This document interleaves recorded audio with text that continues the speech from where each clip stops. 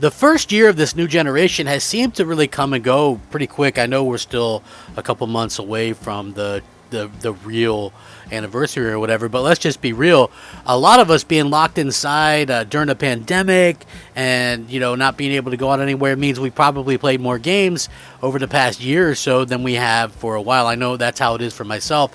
I actually got back heavily into gaming, thanks in large part to stuff like Ratchet and Clank Rift Apart, and even though it's their older games, the Mass Effect trilogy absolutely just kind of blew my mind. But yeah, I'm having such a good time with all this stuff.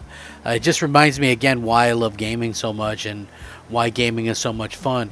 But you know, earlier and previously I've kind of mentioned a few times that, you know, I always feel like when it comes to certain things, you know, PlayStation gamers tend to really ask for better. They ask for better. They're not afraid to tell Sony, you know, where to stick it if something's not right, or call them out if something happens that's wrong. Like, and I love that about them. You know what I mean? I think that's absolutely a great thing to behold. As fans, as consumers, we should be doing that. Now, you look on the Xbox side, and it's like no matter what happens, and I'm going to use Halo Infinite as a example again.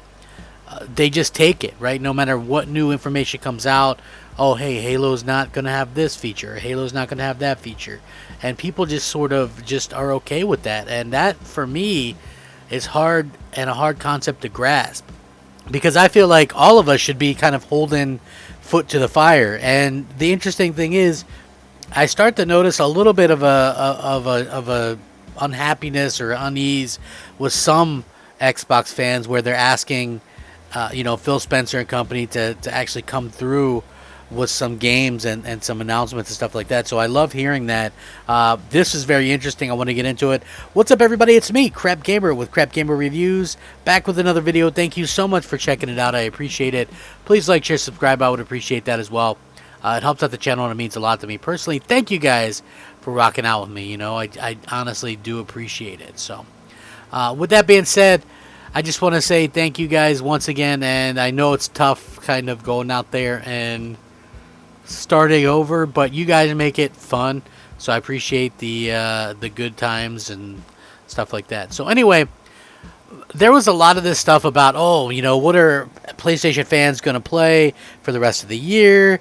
You know, we got Halo, we've got Forza Horizon 5, and you know, it was just that was always just odd to me, because right now I'm inundated with so many different things on my PS5 to play that I don't have enough time to play everything. And that's no joke at all, honestly. Not only did Ghost of Tsushima Director's Cut release with about a 15 to 20 hour expansion, but now you have Kena Bridge of Spirits, which is a tremendous game. And I know it's a smaller game and people are going to be like, hypocrite, but honestly, I think it is a really good game. Obviously, some funding and some help from Sony makes all the difference. And I want to clear something up, because so many people are like, oh, well, you hate indies. Like, and this is on me somewhat too, because I don't make it as clear as I probably should, which is when I'm usually talking bad about indies, you can bet your bottom dollar it's usually something like Skatebird or something like that, because I think that there is a need for AA games, and I guess what they could be considered indies or whatever. I'll give you an example, like Ori and the Blind Forest or whatever, like that. Cuphead, you know, the higher production stuff. Kena, Bridge of Spirits is another good one. But then you got stuff like Skatebird or I Am Fish or, you know, whatever, and just those games, you can just tell, are kind of trash, and it's really unfortunate. Those are the type of games that I avoid. Not that I don't ever play anything like that. I actually give chances to a lot of these smaller games. It's just they can't really hold my interest for very long at all, which is kind of unfortunate. But yeah, again, I just find it to be kind of a little bit odd. And you know what? I get it. Like, people are going to think that I'm a certain way, or that I'm you know, a liar or whatever, and that's fine. You know, for me personally, it's just all about like having fun with the games and stuff like that. Now, I did notice that, you know, the people that were saying that are quite quiet, because not only did we have, like I said, Ghost of Tsushima with the Director's Cut and Kena, now Death Stranding is releasing. And then on top of that, we had Deathloop from Microsoft's own Bethesda Studios score incredibly well and sell incredibly well on PlayStation 5. So, that's a good thing. Like, that's not my type of game, but I think the fact that what I'm trying to get across is that there's so many different, things to play. The variety has been absolutely incredible, and these have been very, very high-scoring games. And obviously anything over, an 80, once you start getting up there, is pretty good. And right now, Death Stranding Director's Cut sits at an 87 Metacritic score, which is higher than, I believe the original game was an 82 or something like that. Still good, and it still was the most awarded game back in 2019, but it's nice to see. And then you have Kena, which is like an 83, Deathloop an 88. These are just really nice things to see. And then you have on the Xbox side, it's like you see that Forza Horizon 5 is downgraded, and not only is it downgraded, I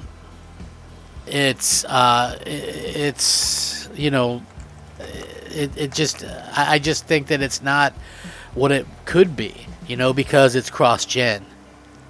And not only that, but then you have Halo, which seems like the first thing that comes to my mind when I think about Halo is that maybe you guys remember Star Wars Empire Strikes Back, very popular movie.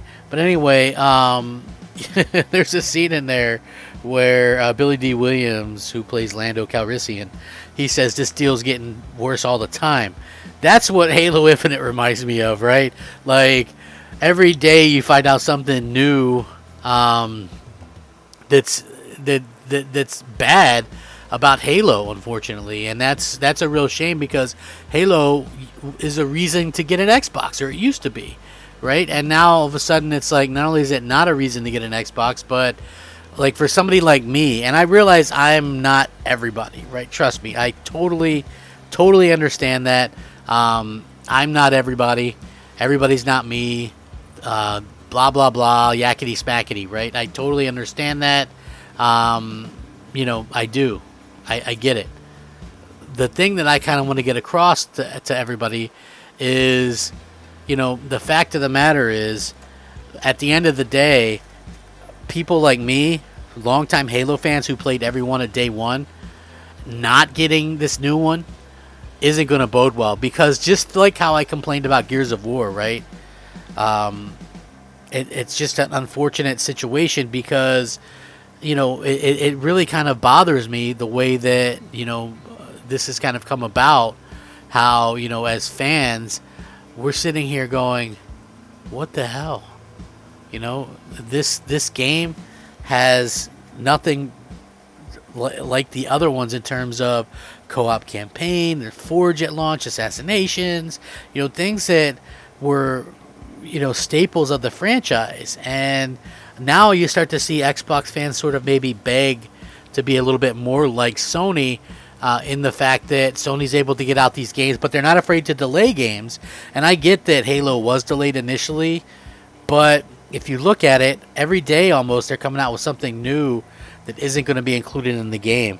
And with that being said, it's just a real shame that the game's coming out this year at all, because I feel like this game could be great, but it probably needs another full year in the cooker to really come out and come out with something good. And I never wish bad review scores or anything to happen to any game, but I think that it's a bad situation, because here we are, and the game will probably score low. Like, this is Microsoft's top rank. Could you imagine a Naughty Dog game scoring possibly in the 70s? I mean, that's what it feels like to me. Like, I think that, honestly, like, I'm not 100% sure what the game's going to score, but it feels like if it did score in the 70s, that wouldn't surprise anybody, right? That wouldn't surprise anybody. Like, if that game got a 79, it wouldn't surprise me. The last one got an 83. This one looks like it's going to have even less content and less things. And, I honestly do not understand the thought process behind rushing your top Flight franchise out. I don't get it. You know, and I do appreciate the few fans that are trying to call out Microsoft for that. You know, let it be known. You know, let them know, hey, this is not okay. You know, we want quality. We'll wait for the quality. Please don't rush it. You know, so I don't know. It is still disappointed that so many seem to not care, though. They just, hey, get it out there. You know, throw it out there. Doesn't make any sense. With that being said, thank you so much for watching. Rack 'em up, fact 'em up, crap gamer 'em up, crap gamer out.